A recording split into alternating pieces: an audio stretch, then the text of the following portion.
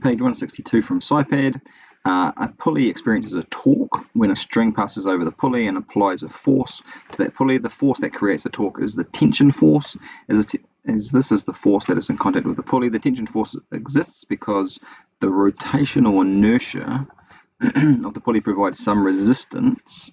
I suppose in essence that's a definition of inertia, and rotational inertia, a resistance to the change in rotation to the otherwise free-falling mass. Okay, so if we look at the example down here, we've got a 0.45 kilogram mass, and if we were to work out what that weight force was, then you go 0.45 times 9.8, and that would give you 4.41 newtons going downwards. However, it's telling us that it's actually only accelerating at 1.75, not 0.45 times 9.8. And so if I was to work out what the net force is, so the actual net force here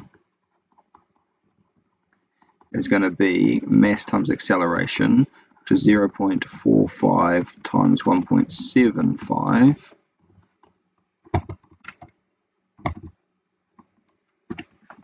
So 0.78 newtons is the net force downwards, which is very interesting. So there must be some force upwards. And what is the force upwards? Well, the tension force is going to be 3.6, because 4.4 take away 0.78 is going to be the amount of force that this is actually applying in the opposite direction. Because if there wasn't any tension force, it would be accelerating at 9.8 meters per second. The weight force is true, it is 4.41 newtons downwards, but there is a force upwards of 3.6. Could we turn that into a torque? Yes, you know what the net tension force is, which is the 3.6 over here, and you know the radius from over here, and you can just multiply them and that'll give you a torque. And so the net torque acting on that wheel is 0.92 newton meters, and if you know the torque for a range of different angular accelerations, then you can work out the rotational inertia I. There's a great video of this showing dropping toilet rolls and seeing the difference between free fall and then holding a toilet roll and letting it drop. So make sure you've had a look at that. Devices which store rotational energy are called flywheels. You have a flywheel in your car to ensure that the pistons go around. They're using essentially all rotational pieces of equipment. And the rotational inertia opposes changes to the rotational speed and velocity. The term flywheel is often used in exams to describe wheels and other rotating objects. Great. A classroom demonstration involves a mass of 0.345 kg falling to the ground and accelerating a bicycle wheel with a radius of r of 0.310 meters. Find the weight force of the hanging mass. So weight force is mass times gravity, and so you're going to go 0.345 times 9.8, and you're going to get a weight force of 3.381 newtons. The questions are all given to free-swimming figures, and so it's really 3.38. The mass accelerates it to the ground at a rate of 1.45 meters per second.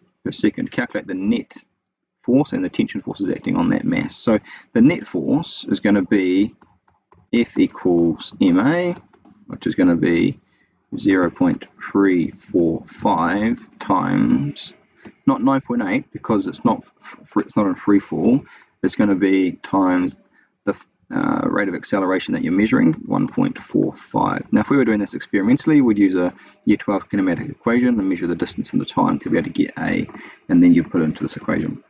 And so you're going to go 0.345 times 1.45, and that gives you 0.500 newtons. So what's the tension force? Well, the tension force is going to be the difference between the weight force and the accelerating force. So it's going to be 3.381 take away 0.5, 3.381 take away 0.5 gives you 2.881 newtons. Okay, C, so assuming the falling mass is acting at the edge, so over here at the radius of 0.31, calculate the torque. So torque equals force times year 12 distance. We're going to use radius because that now makes sense. And so What is the tension force? Well, it's the difference between the weight force downwards and the accelerating force. And so there's going to be 2.881 newtons of tension force and the radius of 0.310. And so we multiply those numbers together and we get tension force of 0.893 Newton meters. So let's find the translational acceleration at the outer edge. And so we know that A equals R alpha. And so it's going to be 0.31 times 0.893, which gives us 0.277 meters per second per second. And it says calculate the angular acceleration of the wheel. R. I've stuffed the last one up.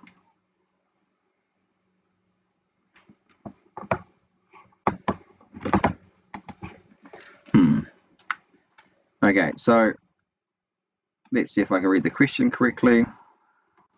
What's the translation acceleration of the wheel? Well, this is a little bit of a silly question because I've already told you that up here, haven't they? So A equals 1.45 meters per second, because that's the acceleration it's going to have if it's attached to the string. So now calculate the angular acceleration. A equals R alpha. We're looking for angular acceleration, which is going to be A over R, 1.45 divided by 0.31. It's going to give you 4.68 radians per second per second. F, calculate the rotational inertia of the wheel. Torr equals I alpha. In reality, we should be doing multiple data points and drawing a graph, but you can just go I equals torr divided by alpha, and the torque that's accelerating it is 0.893, and the acceleration is 4.68.